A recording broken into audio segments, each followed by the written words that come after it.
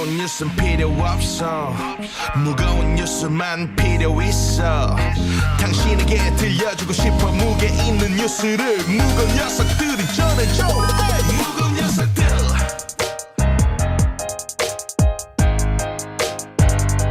무거운 녀석들.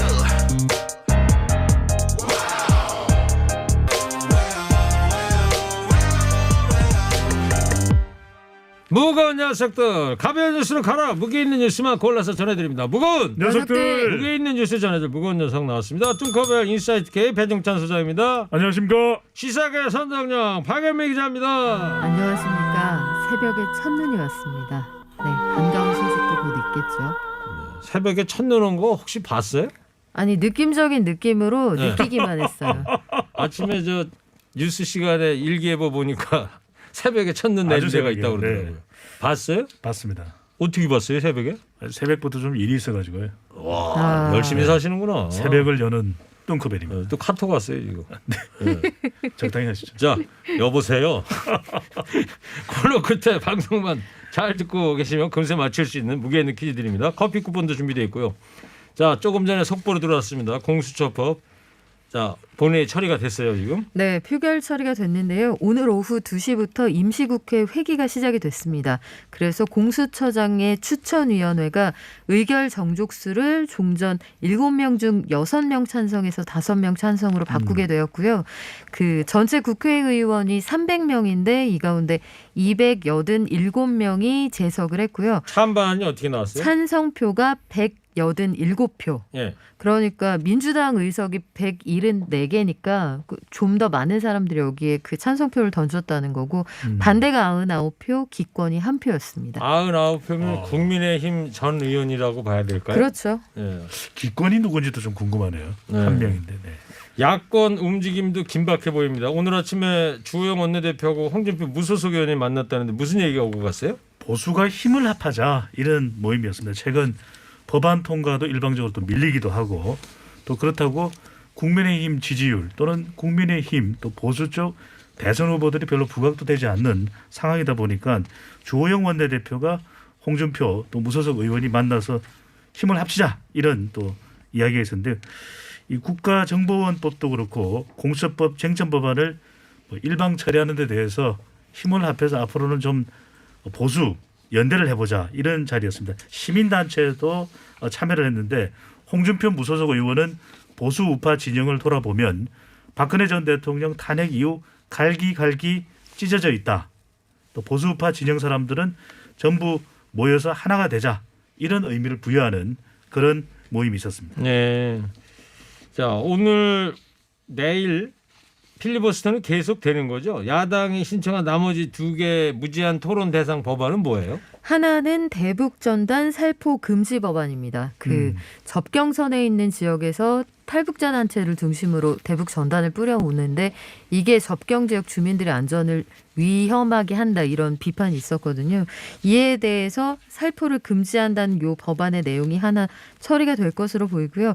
국정원법 개정안에서 대공수사권은 경찰에 넘긴다 이 내용도 아마 무리 없이 처리가 될 것으로 보이는데 그 여당은 오늘 공수처법을 표결 처리한 이후에 권력기관 개혁 이상의 시대적 가치를 실현하겠다고 한 반면 국민의힘의 경우에는 야당의 비토권을 전면 무력화한 조치다 이렇게 강력히 반발하고 있습니다. 네. 국정원법이 중요할 것 같은데요. 국정원법. 국정원법 중요합니까? 밑줄 몇 개 중요하죠. 쳐야 돼요? 일단 국정원이 옛날에 되게 무서운 기관이었잖아요. 네. 되게 달라지겠다는 거고요. 국정원법 달라진다고 하니까 새롭게 3개 한번 쳐볼까요? 새롭게 3개. 새롭게 3개. 아, 자 3810 청취자께서요. 강화군 버스 기사입니다. 이틀 쉬는 내내 눈 부릅뜨고 유튜브로 시청하고 있는데요. 190님 항상 입고 있는 초록색 겉옷이 청개구리 같네요. 빨리 봄이 오고 코로나 끝나서 힘차게 2021년에는 웃는 날만 있으면 좋겠어요. 눈에 불을 켜고 무거운 녀석 뚱커벨 군과 선덕 기자님 시청 들어갑니다. 화이팅. 와, 화이팅입니다. 뚱커벨 군 축하드립니다. 네. 미스터 뚱커벨. 네. 야, 거의 뭐저 완전 어린이 취급하는데요. 제가 뚱커벨 군? 또 강화군을 좋아합니다. 왜요? 우리 이제 청취율을 강화해야죠.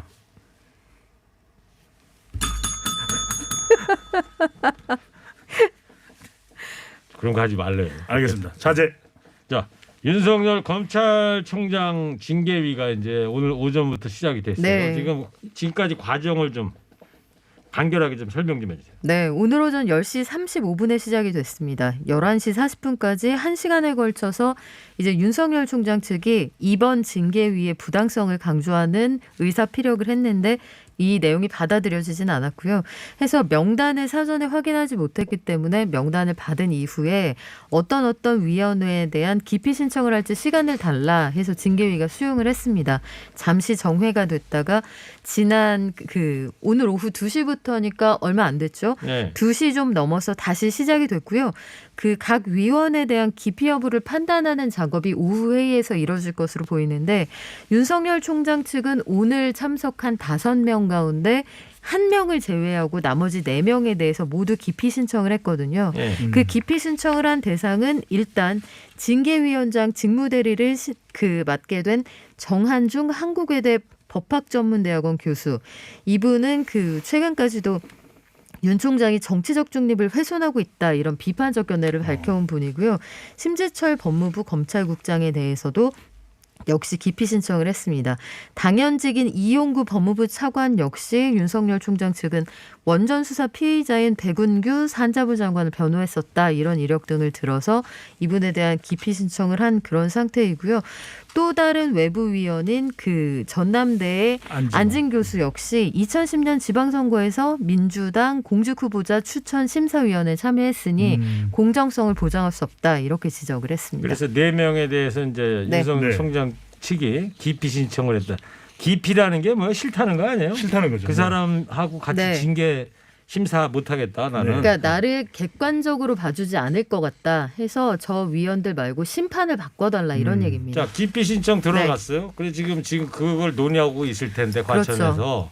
어떻게 결론을 내는 거예요? 일단 참석이 5명이잖아요. 네. 그래서 이분들 가운데 과반수 이상이 해당 위원은 기피 신청 대상이 맞다 이렇게 결론을 내야 그 기피 대상이 돼서 예비 심사위원을 대신 집어넣게 되는데 5명 중에 4명을 기피 신청했잖아요. 네. 그러니까 각자 생각이 다를 거라고요. 아마도 윤 총장 측의 기피 신청은 받아들여지지 않을 가능성이 커 보입니다. 네, 그렇군요. 근데 보통 이렇게 국가 용역 같은 경우에도 공개 비공개이든 간에 기피 신청을 할 수가 있습니다. 근데 보통은 1명을 기피 신청하는 경우가 많거든요. 네. 근데 오늘 같은 경우에는 윤석열 총장 변호인 측에서는 이 1명만 제외하고 모두를 사실상 기피 신청을 한 거나 다름없죠. 왜 그랬을까요? 변호사 한 사람은 불참을 했고 또 추미애 법무부 장관은 당사자이기 때문에 제외가 된 것인데 이 신성식 대검 반부패 강력부장만 기피 신청이 제외가 됐거든요. 근데 신성식. 네, 신성식.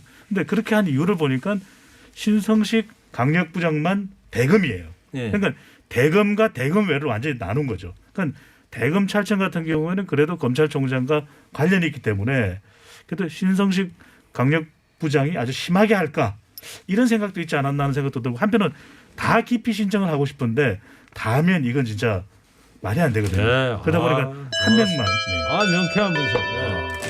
사탕 좋죠. 아무 생각 없이 분석을 했는데 네. 자, 이거 포도맛 캔디. 예. 감사합니다. 맛있게 드시고요. 고맙습니다. 알겠습니다. 오늘 윤 총장은 이제 참석을 안 했습니다. 네, 윤 총장은 오늘 이 법률적으로 하자가 많은 징계위원회다라고 이야기를 하면서 참석을 하지 않았고요. 이완규 변호사 등 변호인들이 대신 참석을 했는데 앞서도 윤 총장은 2가지를 지적을 했습니다. 하나는 이제 감찰 관련된 자료가 부실하다. 그래서 이것도 징계위원회 때 더 따질 것이다라고 이야기했고 또 하나 이야기했던 것이 기피 신청이었는데 이렇게 4명이나 기피 신청을 할 것은 예상을 못했는데 징계위원회 자체를 문제 삼고 있다고도 볼 수 있겠습니다. 예. 기피라는 게 이제 싫어할 기자, 피할 피자 한자로 쓰는 건데 꺼리거나 싫어해서 피한다. 네네. 당사자의 신청에 의하여 법관 또는 법원의 사무관, 서기관 등을 그 직무 집행에서 배제하는 것이다. 이야. 역시 도산서원 차석 졸업 출신. 서당 출신이군요. 네. 저 밖에서 적어주고 보고 읽어드린 거예요. 제가 적으려고 어떻게 해요. 근데 아까 배 소장한테 네. 분석 좋다고 사탕 줬잖아요. 네. 그랬더니 김경래 PD가 그러는 거야.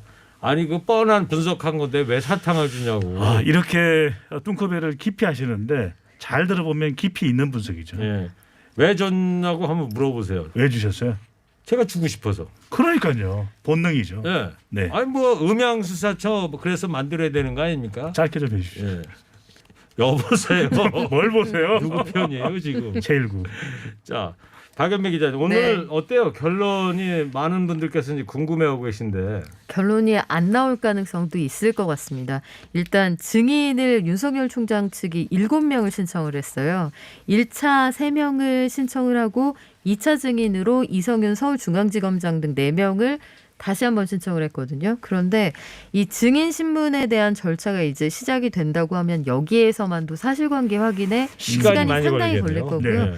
오늘 3명만 왔거든요. 류혁 법무부 감찰관, 박영진 울산지검 부장검사, 손준성 대검 수사정보 담당관 이 셋은 징계위에 참석하겠다고 했는데 2차 증인으로 신청했던 사람들은 이 참석 여부가 아직 확정이 되지 않았어요. 네. 그렇다 보니 윤석열 총장 측이 신청한 증인 신문까지 끝내려면 여기에만 며칠이 걸릴 거다 이런 전망이 나오고 있어서 이게 아마 다음 기일을 잡을 가능성도 네. 있어 보입니다. 근데 윤석열 총장 측에서 증인으로 신청한 사람들이 전부 증인 채택되는 건 또 아니잖아요. 그건 아니죠. 징계위원들이 그것도 결정을 하는 거죠. 그건 아닌데 아마 웬만하면 그 절차상의 문제를 계속 얘기를 했고 내가 충분히 소명하지 못했다는 얘기를 하면 추후에 있을지 모를 소송 전에 그 대비가 필요하기 때문에 가능한 절차적으로 부르고 싶다는 사람은 다 부르게 해줄 가능성이 커 보입니다. 절차적 네. 공정성, 정당성 이 얘기하시는 네. 거구나. 네, 그래요. 박연미 기자님은 너무 잘했어. 사탕 2개 드릴게. 묻고 더블로 가나요? 네. 네. 자, 아, 왜 감사합니다. 2개나 주는 거예요? 제 마음이에요. 알겠습니다. 네. 자, 저는 허리케인 라디오 앵커 DJ 최일구고요. 인사이트 K 뚱커벨 배동찬 소장, 시사계 선동영 박연미 기자 함께하고 있습니다. 문재인 대통령 국정 지지율 조사 결과가 나왔어요. 대통령 지지율은 하락하고 정당 지지율은 조금 회복이 됐더라고요. 네, TBS가 리얼미터 의뢰해서 이번 주입니다. 7일부터 9일까지 전국 1,509명 무선 전화 면접 및 유무선 자동응답 조사했고 표본 오차 95% 신뢰 수준 플러스 마이너스 2.5%포인트 응답률 4.4% 자세한 사항은 중앙선거여론조사 심의위원회 홈페이지에서 확인 가능합니다. 한 주 전에 문재인 대통령의 긍정평가 지지율이 큰 폭으로 내려왔거든요. 그랬죠. 37.4%인데 이번 주에는 0.3%포인트 추가 하락을 했습니다.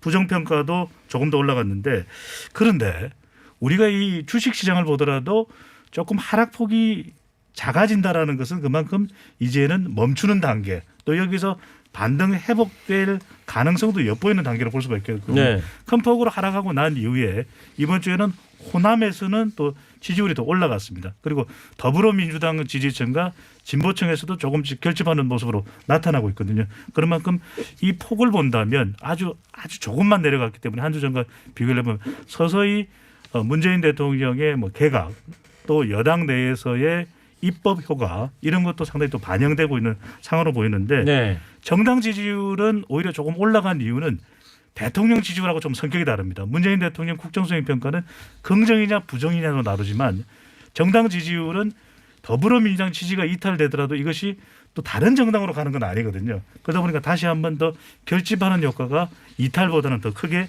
나타난 것으로 보입니다. 네. 박연미 기자, 이번 네. 조사 결과 어떻게 해석을 해야 할까요? 일단 여당의 경우에는 개혁 입법 처리 등으로 속도를 내면서 그 지지층, 전통적인 지지층의 일부를 다시 규합한 것으로 보입니다. 해서 이번 주 여론조사 결과보다는 이번 주 주말까지 쟁점 법안을 다 처리하고 났을 때 이걸 바라보는 국민들의 시선이 어땠느냐. 다음 주 여론조사 결과가 그래서 상당히 중요하다고 볼 수 있고요. 예. 대통령의 유감 표명도 있었고 지금 뭐 열리고 있는 윤석열 검찰총장에 대한 징계위원회 그 결과도 영향을 앞으로 미치겠고요.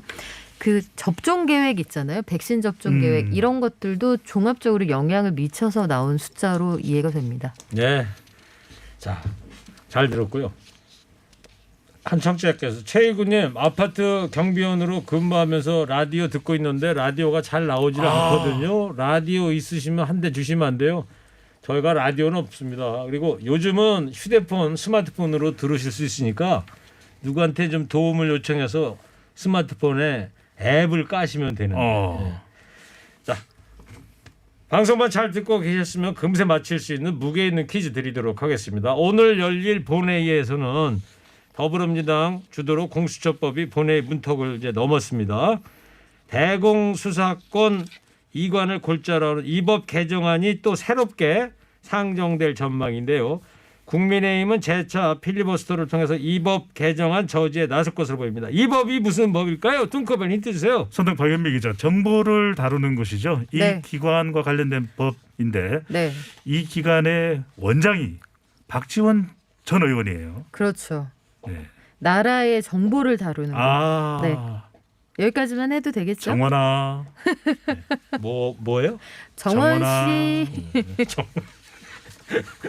자, TBS 앱 50원 1회부터 샵 연결로 정답 보내주세요. 선물 준비되어 있습니다.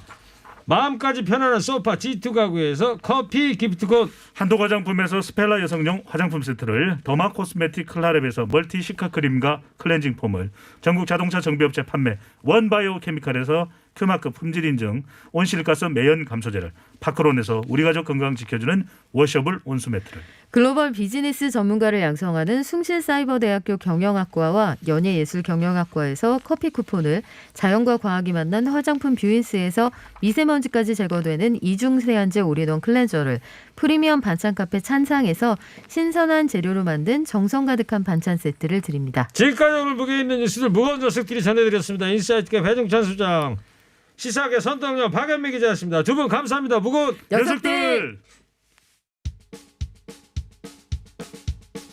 기타팝 웃고 삽시다.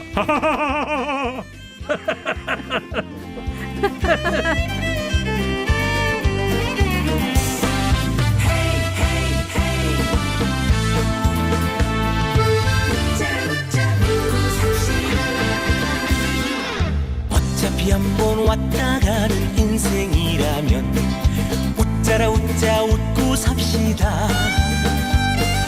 비바람 불고 눈 몰아쳐도 끝까지 것 일도 아니야.